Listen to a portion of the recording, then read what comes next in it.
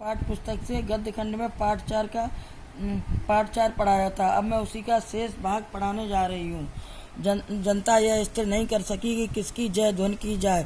फलतः अपनी अपनी इच्छानुसार किसी ने माँ दुर्गा की, महावीर जी की, कुछ ने राजा श्यामनंद की जय ध्वनि की। अंत में सम्मिलित जय से आकाश गूंज उठा। विजयी लुट्ठन कुत्ता फांदता, ताल ठोंकता और सबसे पहले बाजे बालों की ओर दौड़ा और ढोलों को श्रद्धापूर्वक प्रणाम किया। फिर दौड़कर उसने राजा साहब को गोद में उठा लिया। राजा साहब के कीमती कपड़े मिट्टी में सन गए। मैनेजर साहब ने आपत्ति की, हैं अरे अरे, किंतु राजा साहब ने स्वयं उसे छाती से लगाकर गदगद होकर कहा, जीते रहो बहादुर, तुमने मिट्टी की लाज रख ली। पंजाबी पहलवानों की जमात चांद सिंह की आंखें पहुंच रही थी। लुट्ठन को राजा साहब ने पुरस्कृत ही नहीं किया, अपने दरबार में सदा के लिए रख लिया। तब से लुट्ठन राज पहलवान हो गया और राजा साहब उसे लुट्ठन सिंह कहकर पुकारने लगे। राज पंडितों ने मुंह बिचकाया, हुजूर जात का सिंह। मैनेजर साहब क्षत्रिय थे। क्लीन शेव्ड चेहरे को संचित करते हुए अपनी सख्त लगाकर नाक के बाल उखाड़ रहे थे। चुटकी से अत्याचारी बाल को रगड़ते हुए बोले, हाँ सरकार, यह अन्याय। राजा साहब ने मुस्कुराते हुए श्री पतनाही कहा, उसने छत्री का काम किया है। उसी दिन से लुट्ठन सिंह पहलवान की कीर्ति दूर तक फैल गई। पौष्टिक भोजन और व्यायाम तथा राजा साहब की स्नेह दृष्टि ने उनकी प्रसिद्धि में 4 चांद लगा दिए। कुछ वर्षों में ही उसने एक एक कर सभी नामी पहलवानों को मिट्टी सुहाकर आसमान दिखा दिया।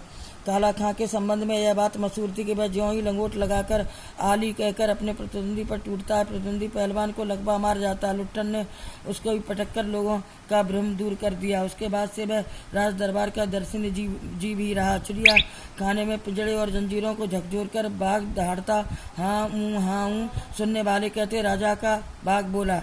ठाकुरवाड़े के सामने पहलवान गरजता, महावीर लोग समझ लेते पहलवान बोला। मेलों में वह घुटने तक लंबा चोगा पहने अस्त व्यस्त पगड़ी बांधकर मतवाले हाथी की तरह झूमता चलता। दुकानदारों को चौल करने की सूझती थी। हलवाई अपनी दुकान पर बुलाता, पहलवान काका ताजा रसगुल्ला बना है, जरा नाश्ता कर लो। पहलवान बच्चों की सी स्वाभाविक हंसी हंसकर कहता, अरे तनी मनी कहा है, ले आप 1.5 सेर, और बैठ जाता।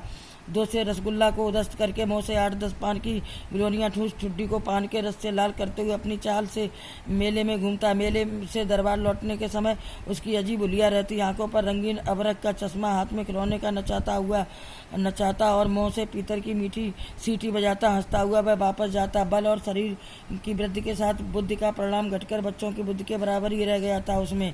दंगल में ढोल की आवाज़ सुनते ही वह अपने भारी भरकम शरीर का प्रदर्शन करना शुरू कर देता था। उसकी जोड़ी तो मिलती ही नहीं थी। यदि कोई उससे लड़ना भी चाहता तो राजा साहब लुट्ठन को आज्ञा ही नहीं देते। इसलिए वह निराश होकर लंगोट लगाकर देह में मिट्टी मल और उछाल कर अपने को सांड या भैंस साबित करता रहता था। बूढ़े राजा साहब देख देख कर मुस्कुराते रहते। यूं ही 15 वर्ष बीत गए। पहलवान अजय रहा। वह दंगल में अपने दोनों पुत्रों को लेकर उतरता था। पहलवान की सास पहले ही मर चुकी थी। पहलवान की स्त्री दो पहलवानों को पैदा करके सुधार गई थी। दोनों लड़के पिता की तरह ही गठीले और तगड़े थे। दंगल में दोनों को देखकर लोगों के मुंह से अनायास ही निकल पड़ता, वाह, बाप से भी बढ़कर निकलेंगे ये दोनों बेटे। दोनों ही लड़के राज दरबार के भावी पहलवान घोषित हो चुके थे। अतः दोनों का भरण पोषण दरबार से ही हो रहा था। प्रतिदिन प्रातःकाल पहलवान स्वयं ढोलक बजा बजाकर दोनों से कसरत करवाता। दोपहर में लेटे लेटे दोनों को सांसारिक ज्ञान की भी शिक्षा देता। समझे, ढोलक की आवाज पर पूरा ध्यान देना। हाँ, मेरा गुरु कोई पहलवान नहीं, यही ढोल है, समझे। ढोल की आवाज के प्रताप से ही मैं पहलवान हुआ।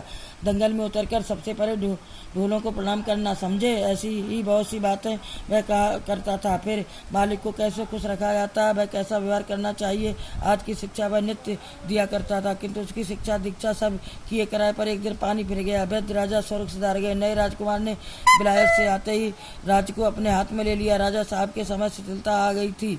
राजकुमार के आते ही दूर हो गई। बहुत से परिवर्तन हुए। उन्हीं परिवर्तनों की चपेटाघात में बड़ा पहलवान भी। दंगल का स्थान घोड़े की रेस ने ले लिया। पहलवान तथा दोनों भाभी पहलवानों की दैनिक भोजन व्यय सुनते ही राजकुमार ने कहा, टेरिबल। नए मैनेजर साहब ने कहा, हैरिबल।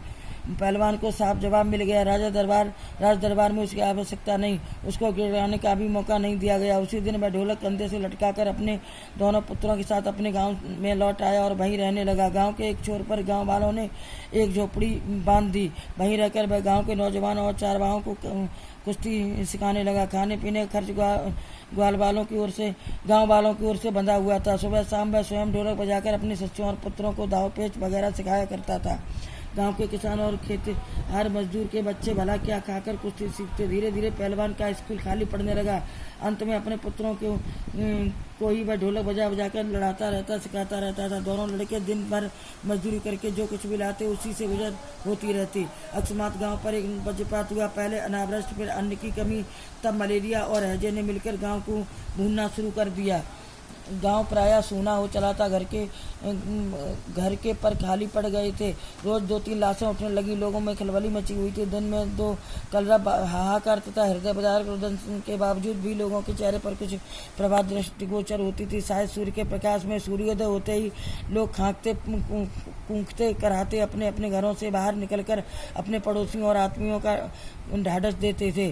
अरे क्या करोगी रोकर, दुल्हन जो गया सो चला गया, वह तुम्हारा नहीं था, वह जो है उसको तो देखो।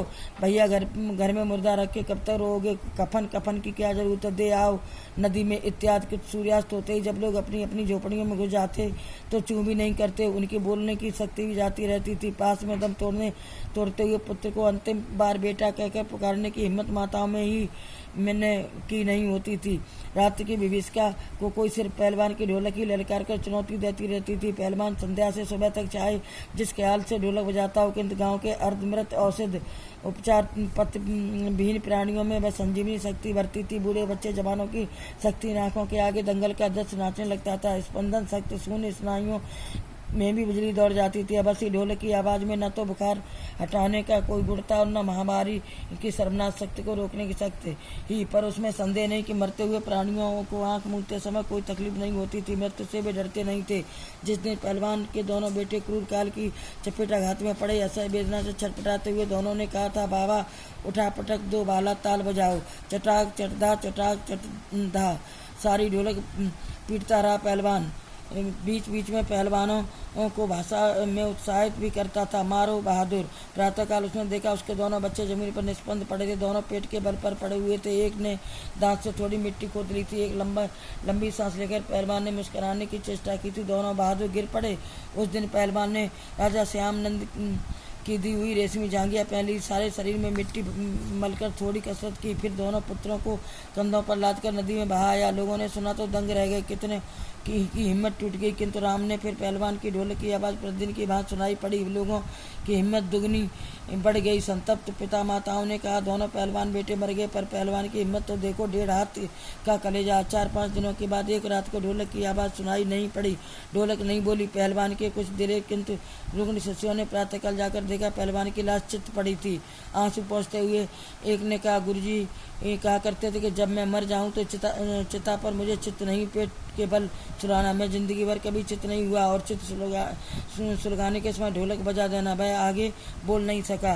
व्याख्या। अचानक गांव भुखमरी व महामारी की चपेट में आ गया। प्रतिदिन रोगी गांव से 2-3 लाशें उठती। रात दिन गांव में विलाप तथा हाहाकार की सुनाई पड़ता। लाशें बगैर कफन के नदी में बहाई गई। लोगों में इतना सामर्थ्य भी न था कि वे अपने मृत आत्मीय जनों के प्रति सहानुभूति व्यक्त कर सकें। ऐसी दशा में पहलवानों की ढोलक की भययुक्त वातावरण को चुनौती देती प्रतीत होती। यद्यपि ढोलक की आवाज में महामारी को रोकने की ताकत नहीं थी, फिर भी इसे सुनकर प्राणियों के मृतप्राय शरीर में प्राणों का संचार हो जाता था। एक दिन पहलवान के दोनों बेटे भी महामारी ने निगल लिए, परंतु पहलवान की जीवट इस पर भी कम न हुई। उसने खुद अपने दोनों पुत्रों के नदी में बहाए। उसकी ढोलक की आवाज़ पहले की तरह लोगों में महामारी से लड़ने की शक्ति जुटाती रही। एक रात पहलवान की ढोलक सुनाई नहीं दी तो उसके शरीर बीमार पड़े। शिष्यों ने देखा कि कभी चित्त न पड़ने वाले उनके गुरु की लाश आज चित्त पड़ी है तथा उसे प्रेरित करने वाली ढोलक एक तरफ लड़की पड़ी है। बच्चों, इस पाठ के प्रश्नोत्तर कल लिखवाएंगे।